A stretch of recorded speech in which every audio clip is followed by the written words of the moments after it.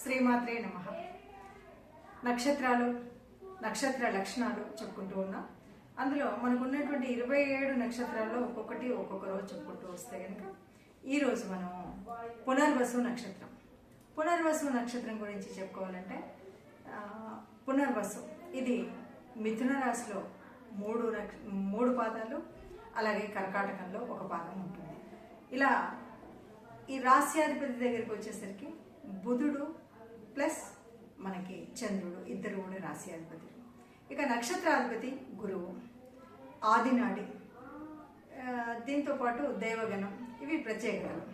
ఇక పునర్వసు నక్షత్రం అనగానే మనకు బాగా గుర్తొచ్చేటువంటి ముఖ్యమైన విషయం ఏంటంటే సాక్షాత్తు అవతారమూర్తి అయినటువంటి శ్రీరామచంద్రుడు జన్మించినటువంటి నక్షత్రం. అందులో గురుపాలిత నక్షత్రం కాబట్టి ఏదైనా సరే ఒక మార్గదర్శనం చేస్తూ అందరికీ ఆదర్శంగా ఉంటూ ఆత్మీయంగా అనురాగంగా అందరినీ ఆదరించే విధంగా ఉండేటువంటి నక్షత్రం ఏదైనా ఉందా అంటే అది పునర్వసు నక్షత్రమే. ఈ నక్షత్రంలో ఏ పాదానికైనా కూడా అంటే జన్మకాల దోషాలు కానీ తర్వాత కానీ నక్షత్ర దోషాలు లేనటువంటిది ఈ నక్షత్రం.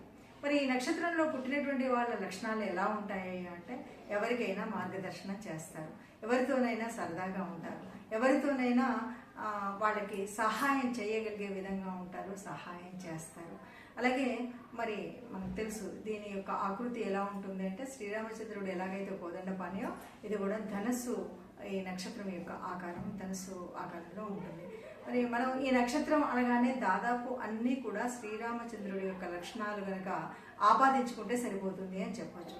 అయితే శ్రీరామచంద్రుడి 4వ పాదం, మిగతా 3 పాదాల వాళ్ళు ఎలా ఉంటారంటే 3 పాదాలలో కూడా గురుపాలితమే కాబట్టి అన్ని పాదాలు కొద్దిగా ఒకరికి ఏదైనా సలహా ఇవ్వగలిగిన స్థితి, చక్కగా ఏదైనా సరే ఆచితూచి మంచిని మాత్రమే చెప్పగలిగేటువంటిది, మార్గదర్శనం చేసేటువంటి స్థితి ఉంటుంది. ఇక చిన్నప్పుడు ఎలా ఉంటారు అంటే దాదాపు చిన్నప్పుడు అంతా కూడా భాగ్యవంతులుగానే ఉంటారు. తదుపరి కాలంలో ఎలా అంటే కొన్నిసార్లు కష్టం, కొన్నిసార్లు అంటే ఇది అది కలిసి మెలిసి వస్తున్నట్టుగా కొద్దిగా హెచ్చు తగ్గులు ఒడిదొడుకులు అలా కనిపిస్తూ ఉంటాయి. కానీ ఏమంటే మళ్ళీ వాటిని తిరగ రాసుకుంటూ వెళ్ళేటువంటి పరిస్థితి అయితే ఈ నక్షత్రం వాళ్ళకి కనిపిస్తుంది. ఇక వీళ్ళు ఎవరికైనా ఒకరికి మాట ఇచ్చారంటే మాట తప్పరు. ఎవరినైనా తప్పు చేస్తే వాళ్ళు తప్పు చేస్తే క్షమించే గుణం, క్షమాగుణం ఉంటుంది. 3-4 పాదాల దగ్గరికి వచ్చేసరికి 3వ పాదం వరకు చాలా సరదాగా అందరితో స్నేహితంగా అలా ఉంటాయి. 4వ పాదం కాస్త గంభీరంగా ఉండడం అనేది కనిపిస్తుంది. దాదాపుగా చెప్పాలి అంటే ఇది ఇందులో ఉన్నటువంటి వారు ఎవరైనా సరే మంచి ఆకర్షణీయమైనటువంటి రూపం ఉంటుంది. ఆకర్షణీయం అని చెప్పాం, అందములో ఆకర్షణీయం అందము అనేటువంటిది కానీ రంగు కాదు. ఇక్కడ చామరఛాయ రంగులోనే ఎక్కువ శాతం ఉంటారు. చాలా వరకు ఆ శ్రీరామచంద్రుడు ఎలా ఉన్నాడో అలాంటి గుణగణాలు చక్కగా మగవాళ్ళు అయితే ఆజానుభావుల్లాగాను, స్త్రీమూర్తులైతే చక్కగా దాంపత్యంలో కానీ ఇంకా ఇరుగు పొరుగుతో కానీ ఎవరితోనైనా అటు పుట్టిల్లు మెట్టిల్లు అన్నీ కూడా కలుపుకొని నిలుపుకునే విధంగా ఉంటారు ఈ నక్షత్రంలో పుట్టినటువంటి వాళ్ళు. ఇది దేవ నక్షత్రం. చెప్పాలి అంటే గురువు అంటే ఒకరికి అందరికీ కూడా ఏదైనా సరే నేను ఆన్సరబుల్ అనేటువంటి భావన కలిగి ఉంటారు. కాబట్టి ఎక్కడైనా ఏదైనా ఆధిపత్యం కలిగితే చిన్నవాళ్ళు కిందవాళ్ళు ఎవరు తప్పు చేసినా కూడా తన తప్పుగా భావించేటువంటి లక్షణం కలిగినటువంటి వాళ్ళు ఈ నక్షత్రంలో ఉంటారు.